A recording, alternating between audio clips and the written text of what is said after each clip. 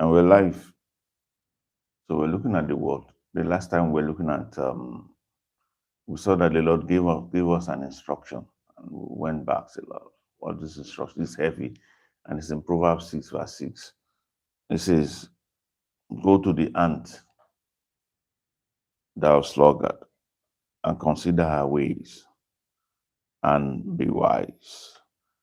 Then the Lord went further. He said, "Which having no guide, overseer, or ruler, provided her meat in the summer, and gathereth her food in the harvest. How long wilt thou sleep, O sluggard?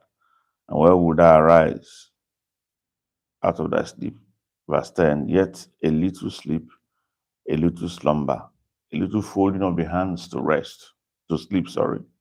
So shall thy poverty come as one that travelleth, and thy want as an armed man." Hey, this is heavy. This is heavy. The Lord said, "Go to the ant. You need to learn something." And he said, "Thou sluggard." That word is heavy. That word sluggard, that word lazy. And the first thing we want to look at the second thing is, who is a sluggard?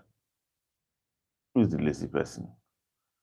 And immediately, once you use that word lazy, we just have a picture of somebody that just lies down, does nothing all day, rolls in the bed. You want to go to work? No, I don't want to go to work. I don't want to lift my hands. I don't want to do anything. That person is lazy. That's basically the picture we get. That's the classic picture of a lazy fellow. But what does the scripture mean here when it says lazy? I think it means that, but it goes above that. It gives us a different perspective that we normally don't have when we look at that concept of somebody that, when we say someone is lazy. And it does when it gets to verse 9, where you begin to see what it really means. It says, "How long will thou sleep, O sluggard? And where will thou arise out of thy sleep?" Is the scripture saying you shouldn't sleep? Mm-mm. Look at verse 10. He explains further. He says, "Yet a little sleep, aha, a little slumber, a little folding of the hands to rest." That is it. It didn't say you are not going to sleep. Science has shown us clearly that, after if you deny yourself from sleep, there are going to be repercussions. There are going to be repercussions. Sleep is healing. It gives a lot of healing to your body. So you do need to sleep. You need certain hours of sleep per day. But that's not what scripture is not saying don't sleep. The Lord made the body, so he knows you need sleep. So what is counseling here is not that. But it says, "Yet a little sleep." The problem is that little. A little slumber. The problem is that little. What the scripture talking about? That period when you ought to be working. That temptation to rest just a bit.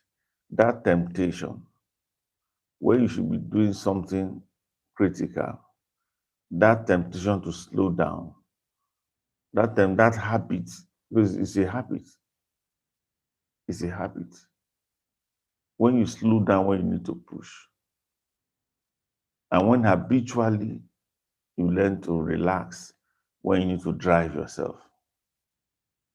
When it becomes something about your life, it says a little sleep, a little slumber. When you rest consistently, when the job has not been done, and it's something that you do on a regular basis, a little sleep.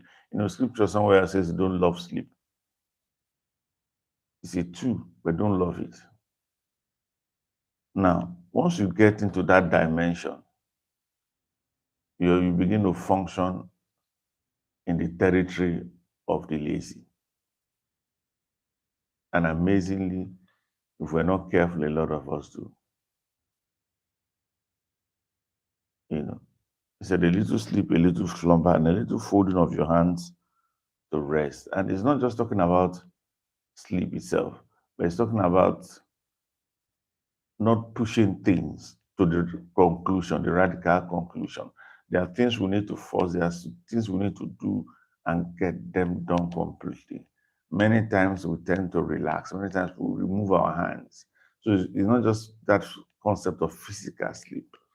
It's not doing that thing to conclusion. Years ago, I had a contract. I was executing with some people, and I gave a subcontracted part of it to someone else.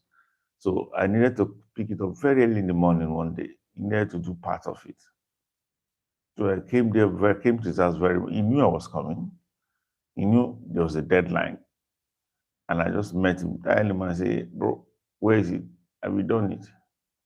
Oh, he said, no, he made a statement that actually offended me. He said, the morning sleep is sweet. To him, it was funny. To me, it was a sign that I'm dealing with a sluggard. When he said morning sleep is sweet, that means he couldn't deny the call of his bed. Maybe that what sums it up. Inability to deny the call of your bed. Once that becomes part of your lifestyle, that you cannot deny the call of your bed, you fall into this group. And when you fall into this group, you are into trouble. Next time we'll look at it, because there are other dimensions of it. There are other dimensions of it, of that concept of slogan. We're going to look at it next time we'll broadcast, because we're running out of time. God bless you.